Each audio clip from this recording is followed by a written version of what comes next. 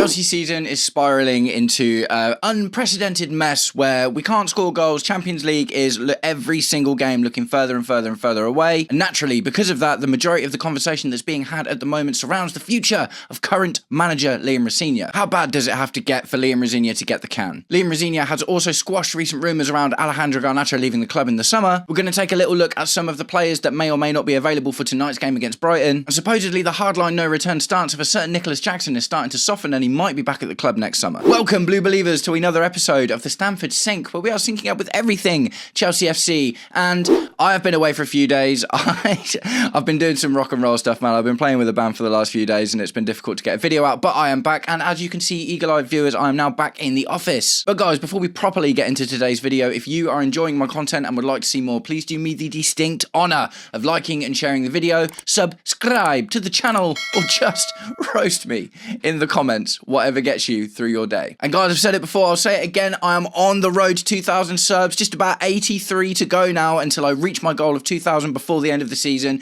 Click the subscribe button, let's go! Right, so... Chelsea, man. Chelsea. Why did I decide to...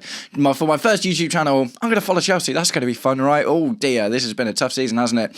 So look, let's just talk about the unfathomable prospect that we even still sit in 6th place at the moment, right? After an absolutely mental weekend of football that easily could have seen us slip into 8th, somehow we are still in 6th place. And even though the coalition gives us the 5 spots in the Champions League, if Aston Villa win the Europa League and stay in the top 5, then 6th becomes a spot for Champions League as well. So look, at the moment, it's still possible. Somehow we can score no goals in 7 games or now, Stuart, like 4 or 5 games. I don't even know how much it is, but we can literally get away with scoring no goals for absolutely ages, and somehow we are still within a glint of Champions League football. And do you know what the really strange thing is about this for me? So normally when you're in this race for Europe, right? We've seen it a few times in the last few years. Normally when you're in the race for Europe, you are counting on the teams above you to get results that you don't want. Do you know what I mean? That, you know, you want your Liverpool and you want your Aston Villa and these guys, you want them to fail because then that gives you a chance of climbing up, right? But where we sit right now is we are relying on Everton, Brentford and Sunderland not to get results so we can maintain 6th and maybe climb into 5th if we're lucky. The script has flipped completely, man. It's so wild. Like, we just literally went through a situation where if Everton beat Liverpool, they jumped us, and if Sunderland beat Aston Villa, they jumped us. So even though you would think our immediate rivals for these spots are Aston Villa and Liverpool because they're the ones above us in the table, no, actually what we needed to happen, unfortunately did happen, is we needed Liverpool to put Everton to the sword and we needed Aston Villa to put Sunderland to the sword, which fortunately they did because both of those games were a bit scary. So look, already we are on this very, very, very fragile precipice for Champions League football, man. And look, I think the luck's out now. Do you know what I mean? It's like I do not think we have been so lucky with the results that have been going on around us to keep us in this spot at the moment. Brighton tonight needs to be the start of something, and it's not looking likely, is it? To be completely honest, Brighton are a good team. We can't score goals supposedly anymore. Our team is just a bit of a mess, and what we're going to talk about today a lot is the manager. So rightly so, Liam Rosenior has been targeted for a lot of stick essentially with these losses, man, because this is unprecedented. This is actually, although I really didn't want to believe it, this is climbing into Graham Potter territory. Honestly, this is getting so bad now. And the question in my head is like, because I've always been quite consistent since all of this started happening, I think Liam Rosenior is getting backed, and as we're about to go through, he is being backed, but I do think there is a stopping point, right? And I've always said, if we get into Graham Potter territory where we just sink down the table, then I think Liam Rosenior's job is on the line, 100%. So, and the thing is, Graham Potter got backed as well. Do you know what I mean? Graham Potter got backed through the horrible list of results, and I can't even remember what was the one that cost him his job. But eventually, when we found ourselves in 12th place, Graham Potter lost his job, and they want to back the manager, right? And they want to hope that they can get through this period. But even Blueco, even the ownership, they have a breaking point, right? So let's have a little look at some tweets pertaining to Liam Rosenior today. So Chelsea Dodgers posted this via Matt Law. If Chelsea results do not improve between now and the end of the season, then Liam Rosenior will face judgment from those who have been backing him. And the picture does not look particularly pretty at the moment. So this is kind of what I'm saying, man. It's like, I think they are desperate to keep him. I really think they don't want to change him at all, because we've seen this before with Graham Potter, right? Graham Potter went through a seriously stinky run of results, Really, really, really bad. And he was, there were fans calling for him out for months and months and months before he got sacked, but they backed him until it seemed like they couldn't anymore. It feels like the same thing's going to happen with Liam Rosenior. If Liam Rosenior picks up 2 or 3 wins out of the next 5, that seems crazy when I even say it out loud, man, to be completely honest. But even like, if we can get to the FA Cup final and stuff, I don't think it's going to take a huge amount for them to be like, no, we're going to stick with him. But if things carry on as they are, if we keep losing games and we keep not scoring any goals, do you know what I mean? He will end up getting sacked, won't he? So yeah, like I say, what we are in the midst of at the moment is we're in that same position at the moment that we were with in the Graham Potter season, where he was doing really, really badly. But how close are we? Like, what does it need to be? Does it literally need to be 0 wins and 0 goals in the next 5 games in the Premier League? Do you know what I mean? It's like, I'm curious. Let me know in the comments, like, regardless of whether you want him in or out, that's not what I'm asking, because I know pretty much everyone at the moment is not a fan of Liam Rosenior, and it makes sense. But let me know in the comments, what do you think is actually the breaking point that Blue Co will pull the trigger on Liam Rosenior? Do you think that they'll let him get to the end of the season even anyway, and they'll just have the conversation in the summer about sacking him, or do you think that they could sack him before the end of the season? Let me know what you think. Right, so we'll move on to another tweet which pertains to other managers. It's from Chelsea Dodgers via Fabrizio Romano. Chelsea have not started active conversations with other managers at this stage, so they are maintaining trust in Liam Rosenior, but obviously results have to change to stop media pressure in the coming months. So this is another thing, right? Because when Maresca came, obviously Frank Lampard took over for the last 5-6 games, didn't he? We don't really have anyone like that other than Callum McFarlane at the moment. So if we sack Liam Rosenior, we get Callum McFarlane. Like, is that going to be better? Like, I literally don't know. It's just a coin toss at this moment, isn't it? But we know that when they choose their managers, they like to go through this lengthy process. We saw it with Mauricio Pochettino, and we saw it with Enzo Maresca. This months long manager process to see if he fits the model or this, that, and the other. Do you know what I mean? And the thing with Liam Rosenior is they want to keep him because they know he fits the model, and the only thing that isn't happening at the moment is results. So we're not seeing other managers linked. There are, Iraola has just walked away from, well, not walked, he's going to walk away from Bournemouth at the end of the season, so we know he's going to be available. My pick was always Cesc Fabregas. But that's going to be really hard to get him out of Como when they've just got into the Champions League, especially if we don't have Champions League. But either way, conversations aren't being had with extraneous managers at the moment. Do you know what I mean? We're not seeing a load of names flying around, and that kind of backs up the idea, because shortlists normally pop out, don't they? These guys love a shortlist, and the shortlists love getting leaked, don't they? That's literally just how it works. So at the moment, everything is kind of coalescing to back up the fact that Liam Rosenior is going to be backed, and I have a feeling that even if we don't win another game, I don't think they'll sack him before the end of the season, because I don't know. I just don't think the coin toss and Callum McFarlane, which is the only other guy really who's, who could probably take the job. There's no other interim managers available. Give it to John Terry. Get John Terry to come and kick our lads in the backside for a couple of games and see if they can get a result for us. But yeah, no, wild one, man. Absolutely wild one. But yeah, no managers being talked to at the moment as per Fabrizio Romano, and you'd think that he maybe is the man that would know. So as far as Liam Rosenior actually being backed, there are some tweets in and around that as well. Fabrizio Romano posted this. Liam Rosenior on his future. They're supporting me. They believe in me. We've lost our 4 last league games. That's not good enough. Correct. So regardless of what they believe I can achieve with the club in the long term, I need to get results now with this group. So that is some sort of admission even from Liam Rosenior that, like, if things don't turn around, like, he expects to be sacked. Do you know what I mean? Football is a results-driven game at the end of the day, isn't it? It's a results-driven business, I guess, is the truth, because it's only a game to the supporters now, isn't it? But to everyone else who's involved, it's a business. And Liam Rosenior, seemingly, that's for me, some sort of admittance that even he understands that he's potentially going to be on the chopping block if things don't turn around. We don't have an easy run at the end of the season. We've got a pretty rough run. You would have thought our easiest game would be Nottingham Forest, but they're desperately going to be, unless they're already secured as not going down by that point. Obviously, they're Forest, West Ham and Tottenham, 2 of which we have to play. We've got to play Tottenham and Nottingham Forest. Both of those relegation-threatened teams, so they're going to be really hard. We've got Brighton, we've got Liverpool still to play, who are still going to be fighting for that Champions League spot. Although, potentially, if they've got Freddie Woodman in goal for the rest of the season, I'm not sure how bad that injury was, but maybe that works in our favour. But this is where we are now. We're literally hoping on injuries for other players to give us any sort of leg up in a game. But it doesn't matter, because we just can't score goals at the moment, so that needs sorting out first. More on Liam Rosenior from Fabrizio Romano. He says, my job is to be accountable. The buck stops with me. I want to protect the players from external criticism. I believe we will come through this period so much stronger, but we have to get this part right now. So one thing I will give Liam Rosenior, because there's a lot of negativity at the moment. I do appreciate this from any manager. I spoke about this a lot under the Maresca era. Maresca threw his players under the bus too quickly for me. Liam Rosenior is absorbing all of the pressure, because what you're not seeing at the moment is, like, for instance, there's a really, really difficult conversation to be had about Cole Palmer at the moment, because he's back, he's fit, he's getting games, it's not happening. Wesley Fofana has been absolutely terrible. Alejandro Garnacho is terrible. Liam Delap is terrible. But what is not happening is that's not who the press are focusing on. The press are focusing on Liam Rosenior. Liam Rosenior is successfully absorbing the pressure away from the players at the moment, and I do think that is a good thing, even if it costs him his job.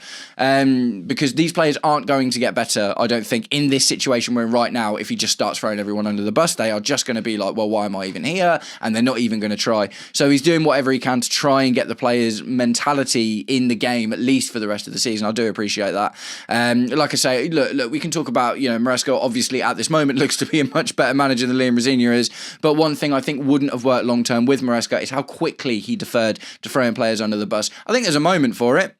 And don't get me wrong, I'm not saying that you carte blanche can't do it at all, but I think that Liam Rosenior is doing the right thing in that respect. Like I say, there are so many woefully underperforming players in our squad right now, man. So many woefully underperforming players. Pedro Neto has been really hot and cold, and he's being kind of isolated from all of the pressure and stuff as well. Like I said, Cole Palmer is a conversation to have.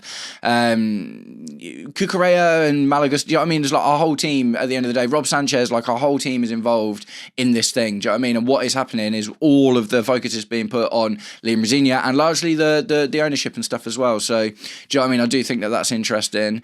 Speaking of Alejandro Garnacho, there was a rumour that came out yesterday, saying that Chelsea will be willing to sell Alejandro Garnacho. Fabrizio Romano posted this as per Liam Rosenior for his press conference for the Brighton game. Rosenior on Garnacho exit in the summer. I'd like to know the source of the report. Garner is 21. Garner is someone who has special qualities when he is in a good place and he's in good form. And my job is to help him reach those levels. Liam Rosenior speaking to Bobby Vincent.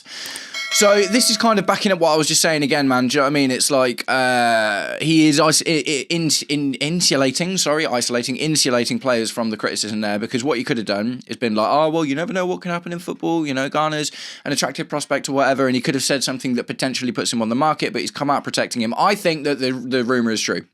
By the way, I do not think that you can look at Alejandro Garnacho this season and be like, yeah, that's gone well. Do you know what I mean? And he's had a lot of game time as well. Like him and Liam Delap in particular, they've both played a lot and they are just not making it happen. Garnacho has turned up in moments. Obviously, the Arsenal game, I think it was in the Cup when he scored 2 goals to keep us in the tie, which we ended up losing anyway. But that was a good moment, but we're not seeing enough good, consistent stuff from Garnacho. Basically, all we're seeing from Garnacho is he runs down the byline, loses the ball almost every time. Do you know what I mean? And it's just not really been good enough. And maybe it's not conducive to the way that we're playing football at the moment as well.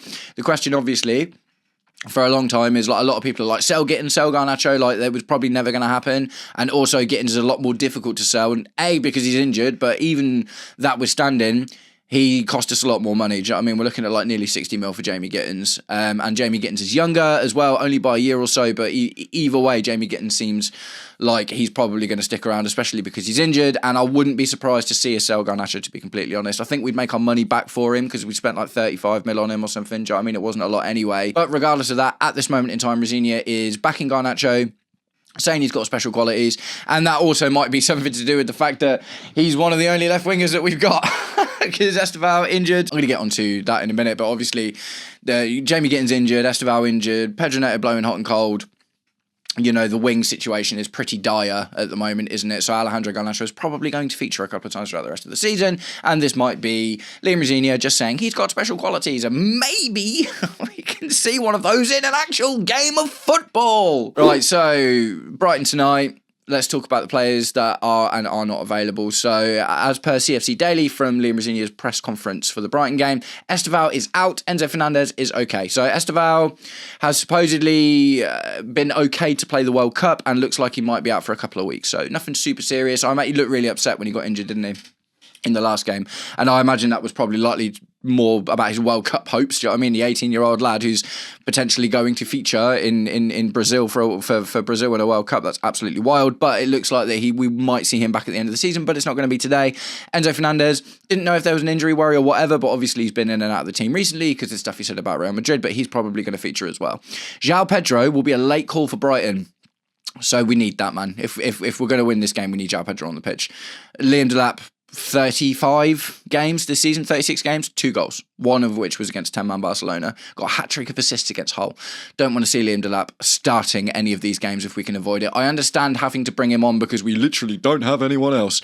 But if we are going to have a reasonable chance at winning this game, João Pedro is going to have to play. So even the fact that it's a late call is still good, but there is still a chance we might not see him. But he was spotted training on the grass. And also, interestingly, is it interesting or is it just desperate? Jesse Derry has trained with the first team yesterday. So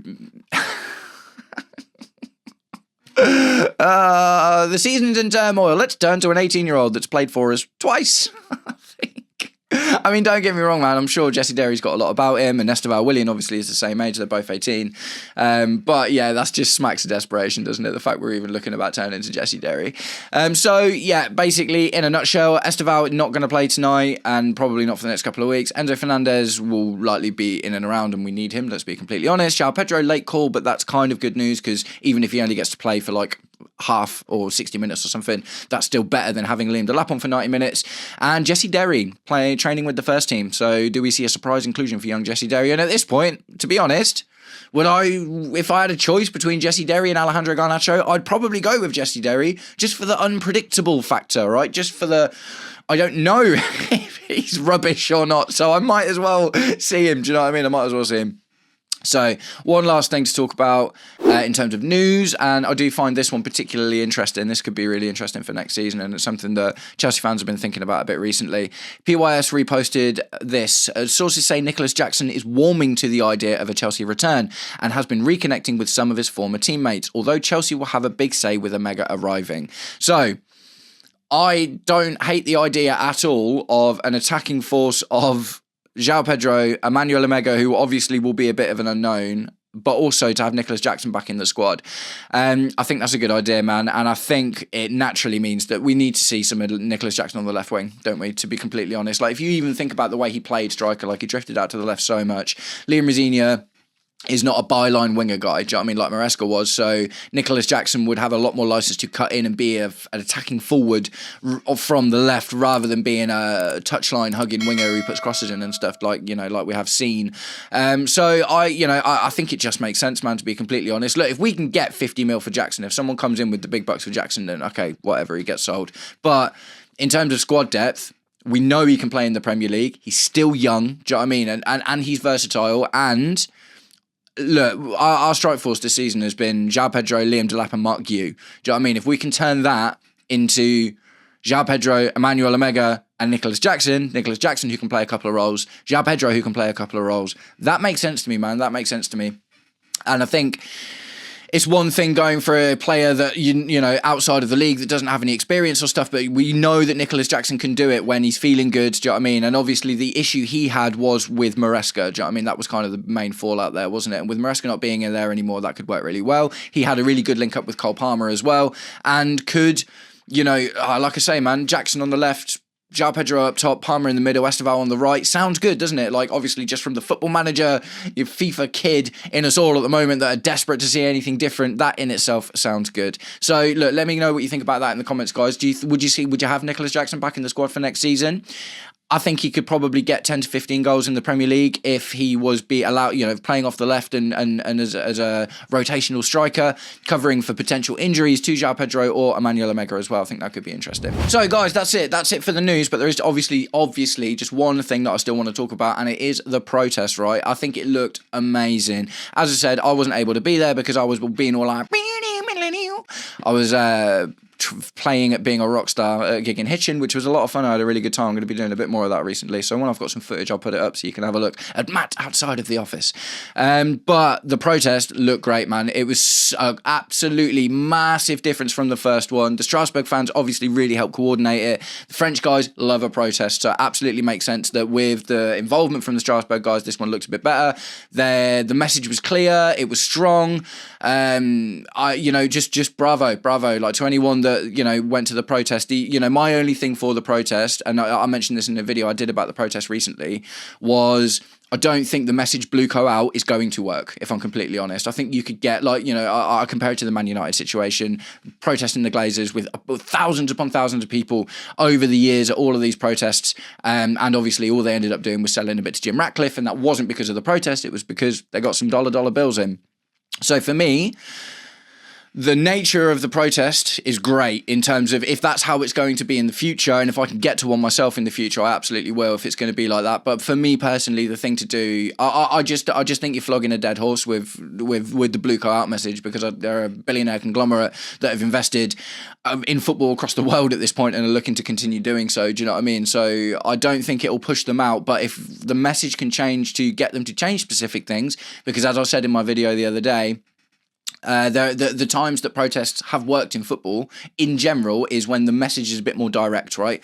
Better communication and, ticket pricing, and, maybe if it was more directed at the model, or if it was directed towards the type of manager that you want or the type of players that you want to bring in or something like that.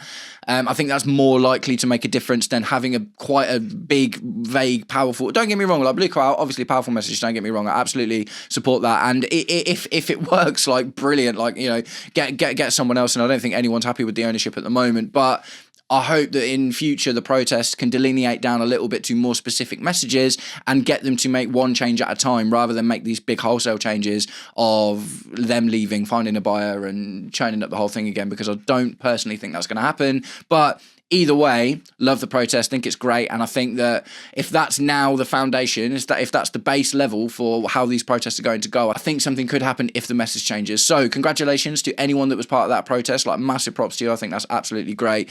And yeah, nice one, guys. So that's it. I'm going to wrap the video up. Let me know what you think about some of the things I've talked about today in the comments. Liam Rosenior, what does he have to do to get sacked? How bad does it need to be?